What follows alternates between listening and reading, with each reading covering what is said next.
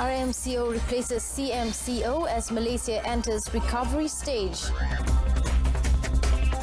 No more compulsory quarantine for Malaysians arriving from abroad.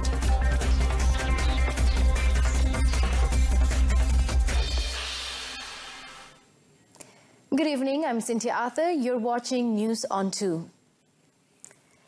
Malaysia recorded 90 new COVID-19 cases today, taking the total number of infections to 8,322 cases.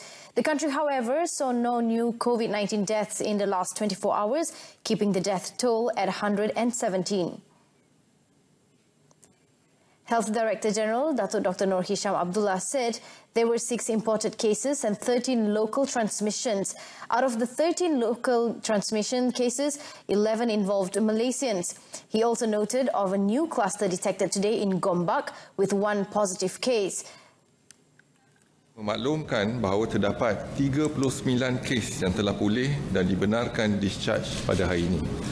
Ini menjadikan jumlah kumulatif kes yang telah pulih sepenuhnya daripada jangkitan COVID-19 dan telah discharge daripada ward adalah sebanyak 6,674 kes, iaitu bersamaan dengan 80.2% daripada jumlah keseluruhan kes. Dimaklumkan bahawa terdapat tiada pertambahan kes kematian berkaitan dengan COVID-19. Justru jumlah kumulatif kes kematian COVID-19 di Malaysia adalah kekal sebanyak 117 kes, iaitu bersamaan dengan 1.4% daripada jumlah keseluruhan kes. He added there are now 1,531 active cases being treated at the country's health facilities at present. Currently, there are 5 patients treated at intensive care units, ICU, with none of them on ventilator support.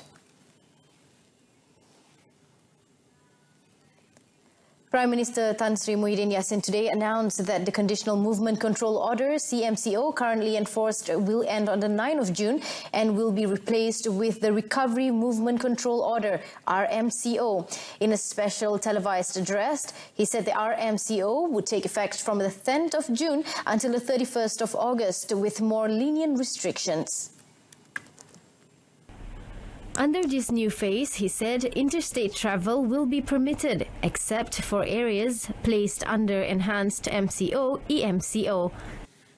Jadi bagi mereka yang ingin menziarahi ibu bapa yang tinggal berjauhan di negeri lain, bolehlah berbuat demikian. Alhamdulillah. Cuma nasihat saya, sentiasalah jaga kebersihan diri. Pakai pelitup muka apabila berada di tempat awam dan elakkan tempat yang sesak semasa pulang ke kampung. Ingat, jika ibu bapa anda adalah warga emas, mereka berada dalam kategori orang yang mudah terdedah kepada jangkitan. Jadi walaupun kita seronok dapat menziarahi mereka, tanggungjawab utama kita ialah untuk melindungi mereka daripada terkena jangkitan. However, international travel is not permitted as the country's borders remain shut during the new RMCO. Tan Sri Muhyiddin informed that domestic tourism, however, will be allowed and is encouraged.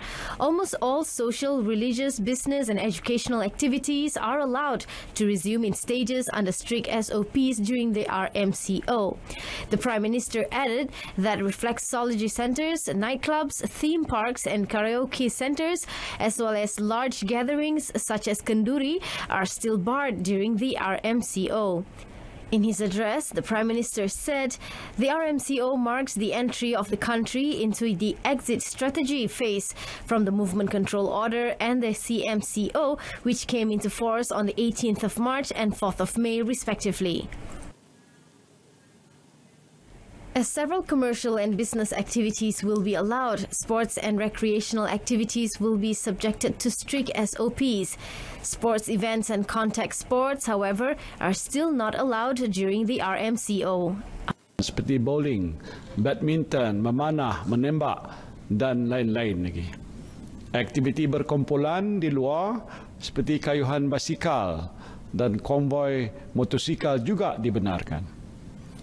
Yang masih tidak dibenarkan ialah pertandingan sukan atau permainan yang melibatkan perhimpunan penyokong atau penonton yang ramai seperti di stadium, sukan renang dan kolam renang awam, dan sukan bersentuhan seperti rugby, gusti, tinju, bola sepak, bola keranjang dan hoki. Unlike Hari Raya Puasa, Muslims in Malaysia will not have to limit themselves to celebrating Hari Raya Aidiladha in their own homes. However, Tan Sri Muhyiddin added that celebrations will still be subject to standard operating procedures (SOP) set by each state's Islamic authority. The Prime Minister also stated that Putrajaya is still refining the SOP for Muslim congregations to attend prayers at mosque and will announce them soon. Itu sambutan Hari Raya Aidul Adha dan ibadah korban akan dibenarkan tertakluk kepada SOP pihak berkuasa agama Islam untuk solat berjemaah dan aktiviti keagamaan di masjid dan rumah-rumah ibadat pula. Kelonggaran untuk membenarkan lebih ramai jemaah hadir mengikut ruang keluasan masjid atau rumah ibadat sedang diperhalusi oleh kerajaan dan akan diumumkan sedikit masa lagi. It was a sombre Hari Raya Aidilfitri on the 24th of June this year for most Muslims due to the Conditional Movement Control Order (CMCO), which banned interstate travel and limited the number of visitors to family members up to a maximum of 20 people. Malaysians arriving home from overseas will no longer be required to undergo the mandatory quarantine at quarantine centres effective on 10th of June. In his daily press conference in Putrajaya today, Senior Minister Datuk Seri Ismail Sabri Yaakob said upon their arrival at the airport, they would undergo test swab, and if found positive, they would be sent to hospital for treatment. However, if the test result is negative, he said they would have to undergo the mandatory 14-day quarantine at their own homes. Untuk pengetahuan, RT antigen test yang kita akan gunakan nanti, resultnya dapat dalam masa yang amat cepat. Jadi tidak perlu tunggu untuk tinggal di mana-mana. Tapi in case, kalau ada kes yang melibatkan, terpaksa tunggu 2 hari lah contoh untuk mendapat result.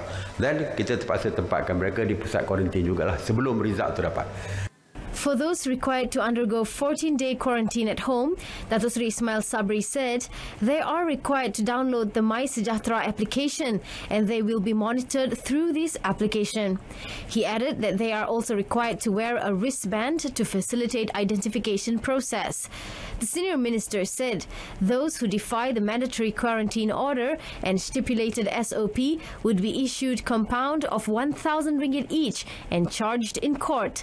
He said the decision was made by the government after considering the COVID-19 infection rate in other countries, which was now under control with a flattened infection curve and declining trend in cases, as well as their capability to conduct COVID-19 for international passengers at airports.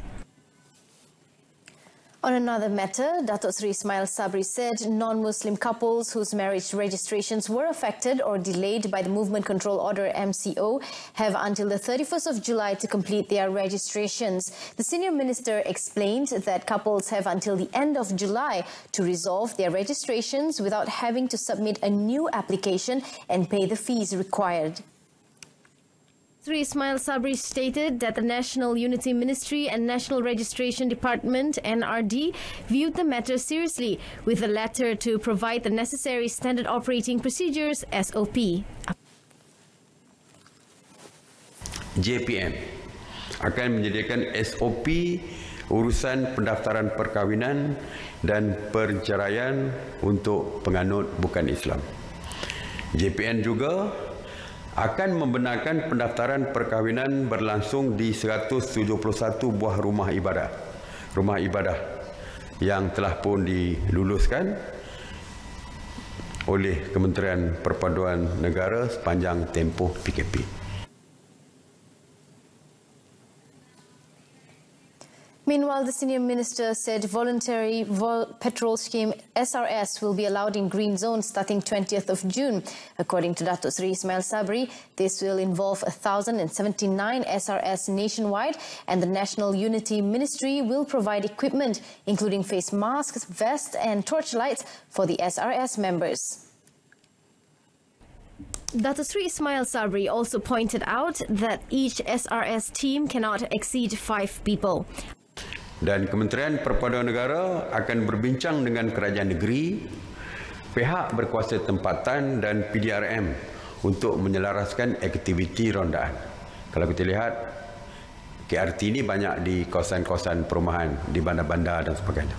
Jadi PBT, kerjasama dengan PBT amat diperlukan. Dan satu lagi ialah semua anggota SRS diwajibkan untuk mendaftar dan memuat turun aplikasi MySejahtera. Dan mereka perlu memuat turun apps MySejahtera bagi membolehkan penilaian kesihatan mereka. He added that if any member or SRS team fails to adhere to the standard operating procedures, the ministry will revoke the permission to patrol immediately. On another matter, he said a total of 7,740 public disinfection operations have been conducted nationwide in 132 zones since the 30th of March. It involved 11,252 premises, including 2,650 business centers, 4,309 government buildings, and 1,584 housing areas. The Youth and Sports Ministry, KBS, has launched a special portal to facilitate youths in getting information on various programs and initiatives by the government for the group. Its Minister, Dato Sri Rizal Merican Naina Merican, said the website ebelia.irs.gov.my was created by the ministry by gathering information from 14 ministries on job opportunities and creation, including entrepreneurship and gig economy, training and skill opportunities, besides funds and facilities by the government for youths in the country. For starters, he said the eBelia system under IRIS would become the synergy point before the full migration and transformation into a new portal system, which is being developed, including single sign-in to other government agency systems. In his Facebook post, he also said, as a result of the collaboration between KBS and MDEC, Malaysian Digital Economy Corporation, it can now be used in this eBelia system besides job opportunities provided by Social Security Organisation SOCSO search system. Commenting further, Dato Sri Rizal said, KBS is finalizing numerous initiatives for youth through collaboration with several ministries, including Human Resource Ministry, Entrepreneur Development and Cooperatives Ministry, and Federal Territories Ministry. Besides that, he explained, youth could also obtain various information on the National Economic Recovery Plan Penjana initiatives announced by Prime Minister Tan Sri Muhyiddin Yassin on Friday from the portal.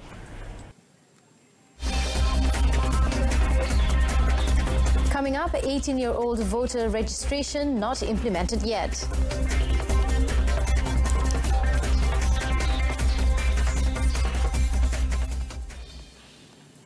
The registration process for 18-year-old voters has not been implemented yet.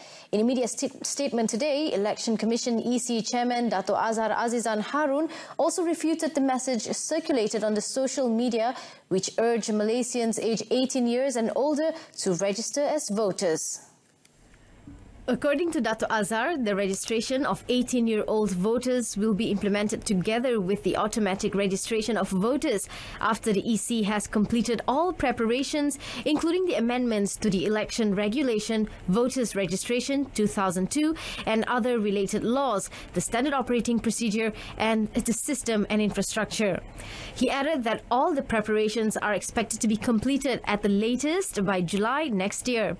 Dato Azhar said that from time to time, the EC will issue an official media statement on the latest developments and urge the public to refer first to the EC through its website www.spr.gov.my or official Facebook account or contact telephone number 03-8892-7200 to avoid spreading fake news. 6 drivers were found to have been intoxicated after they were stopped at roadblocks against drunk driving. Selangor Traffic Investigations and Enforcement Department Chief Superintendent Azman Shariat, when met at a roadblock on Jalan Balakong on Saturday night, said that 3 were caught at the roadblock and 3 more were apprehended at a similar roadblock in Klang Selatan. A seventh person, a woman, was also arrested at the roadblock for preventing a policeman from discharging his duty. Kita membuat 7 tangkapan untuk pemandu yang disyaki mabuk dan satu tangkapan lagi satu perempuan Cina yang menghalang polis menjalankan tugas. Superintendent Azman added all detainees were brought back to the respective police headquarters, where another test will then be conducted on those found drunk driving to confirm it. Investigation papers will then be opened. Pulau Pinang police arrested a woman hiding drugs in a cigarette box and 5 other men driving under the influence of alcohol during an integrated operation early Sunday morning.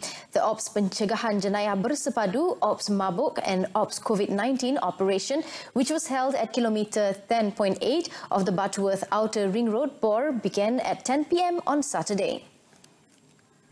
Seberang Perai Utara District Police Chief ACP Nurzaini Muhammad Nur said they caught the suspect in possession of drugs red-handed during the inspection. Kita melaksanakan operasi ini, kita telah menahan seorang perempuan menaiki sebuah motosikal lah. So apabila kita memeriksa, kita dapati beliau dalam keadaan yang curiga lah. Dan hasil daripada pemeriksaan ke atas tubuh badan dia, kita telah menjumpai kotak rokok, dan di dalam kotak rokok tersebut kita telah menjumpai dadah yang kita percaya jenis syabu lah. So pada awalnya dia tidak mengaku, walaupun hasil daripada kita jumpa tu kita bawa balik dia untuk ke balai untuk kita siasat lanjut lah, kerana memiliki dadah jenis syabu. He added the shabu found in the cigarette box weighed 1.37 grams. Urine test came back positive for methamphetamine, and the suspect was arrested under Sections 12 subsection 2 and Section 15 subsection 1 of the Dangerous Drugs Act 1952. Under Ops Mabuk, 5 men aged between 30 and 40 were caught driving under the influence of alcohol and were arrested under Section 45A subsection 1 of the Road Transport Act 1987. Those arrested have all been brought to Seberang Perai Utara Police Headquarters to await further actions. ACP Nurzaini said police want to remind the public to adhere to the Movement Control Order (RMCO) as it has not ended. He added that the 4-hour-long operation led by Seberang Perai Utara Police Headquarters ended at 2 a.m. today. News onto in our top story, RMCO replaces CMCO as Malaysia enters recovery stage. Join us again at 12:30 tomorrow afternoon for more updates on the latest happenings around the world. I'm Cynthia Arthur. Stay tuned to TV2 and have a pleasant evening.